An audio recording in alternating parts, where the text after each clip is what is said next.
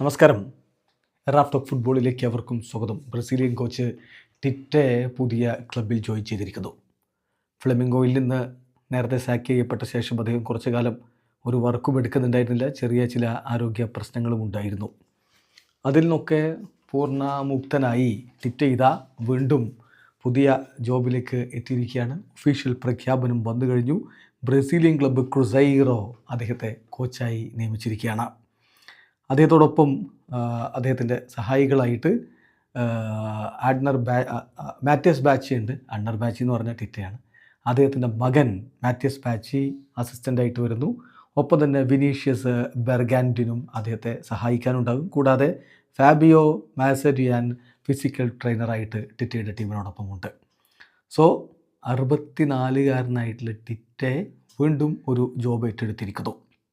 നമുക്കറിയാവുന്ന പോലെ ടിറ്റയുടെ senior coach career എന്നുള്ളത് വളരെ സംഭവബഹുലമായിട്ടുള്ള ഒന്നാണ്.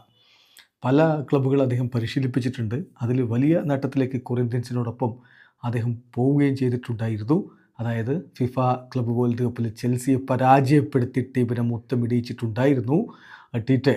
അങ്ങനെ ഒടുവിൽ ബ്രസീലിയൻ ദേശീയ ടീമിൻ്റെ കോച്ചായിട്ട് അദ്ദേഹത്തെ പ്രഖ്യാപിക്കുന്നത് 2016 ബ്രസീൽ ടീമിൻ്റെ കോച്ചായിട്ട് അദ്ദേഹം വരുന്നു. 2022 വരെ അദ്ദേഹം ആ സ്ഥാനത്ത് തുടർന്നതിന് ശേഷം സ്റ്റെപ്പ് ഡൗൺ ചെയ്യുകയായിരുന്നു. പിന്നെ 2023-24 സീസണിൽ ഫ്ലെമിംഗോയുടെ കോച്ചായിരുന്നു. അതിന് ശേഷം അദ്ദേഹത്തെ സാക്ക് ചെയ്തു.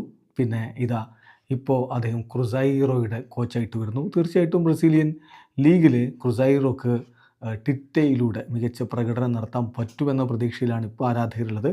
കഴിഞ്ഞ സീസണിൽ ക്രുസൈറോ 38 കളികളിൽ നിന്ന് 70 പോയിൻറ്റോടെ 3-ാം സ്ഥാനത്താണ് ഫിനിഷ് ചെയ്തത്. അവിടെ നിന്നും ഉയരങ്ങളിലേക്ക് കൊണ്ടുപോകാൻ ടിറ്റയ്ക്കാവുമോ എന്നാണ് ഇനി കണ്ടറിയേണ്ടത്. വീഡിയോ അവസാനിക്കുന്നു. ഫുട്ബോൾ ലോകത്ത് കൂടുതൽ വിശേഷങ്ങളുമായി റാഫ് ടോക്സിൽ എത്താം.